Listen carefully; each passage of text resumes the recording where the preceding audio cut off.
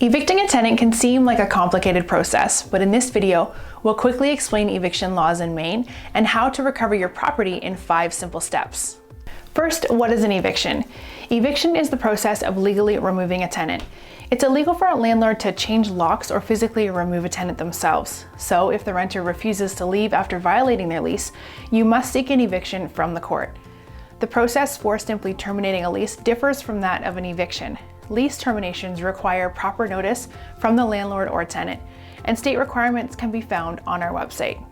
Legal reasons for eviction in Maine. A landlord only has grounds to evict a tenant for reasons allowable in the state.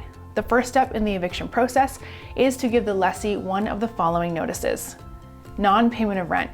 If the tenant is 7 or more days late on rent, you can serve them a 7-day notice to pay or quit. This gives them an additional 7 days to pay rent in full, along with any penalties, or vacate the property. Non-compliance. If your tenant commits certain violations against the rental agreement, a 7-day notice to quit gives them 7 days to vacate the property. Rent grace period. In Maine, rent is considered late 15 days after the due date. An eviction notice can be served after that period. 5 steps to legally evicting a tenant in Maine. Serve the notice to quit. Choose the form you need and download or fill it out on eforms.com. You must personally deliver the notice. If the tenant is not available, you must try a personal delivery a total of 3 times before mailing the notice. If the breach is curable, you must wait for the specified number of days to give the tenant a chance to fix the problem. File eviction papers with the court. If the tenant hasn't mitigated the issue and remains on the property, or if the breach is incurable, you can proceed to court. You'll need to file a complaint and a summons. These documents can be obtained from the clerk's office. The filing fee is $75. Serve the complaint. The court will set a hearing date and the tenant needs to be served. The landlord must take a copy of the summons and complaint to the sheriff for service on the tenant.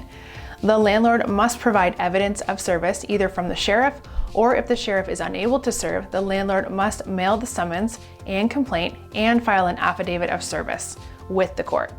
The tenant will have to receive the summons at least 7 days before the date of the hearing. Attend the hearing. If the tenant doesn't attend or if the judge rules in your favor, a judgment will be issued that orders the tenant to vacate. Removing the tenant. If the tenant still fails to vacate, the landlord may obtain a writ of possession from the court and have the sheriff remove the tenant. Damages. Often, the tenant's security deposit does not cover total losses. If damages are not awarded at the hearing, you may be able to recover past due rent and court fees through small claims court. Now, you can get eviction proceedings started. Get eviction forms, court documents, and all other information you'll need at the link below for free.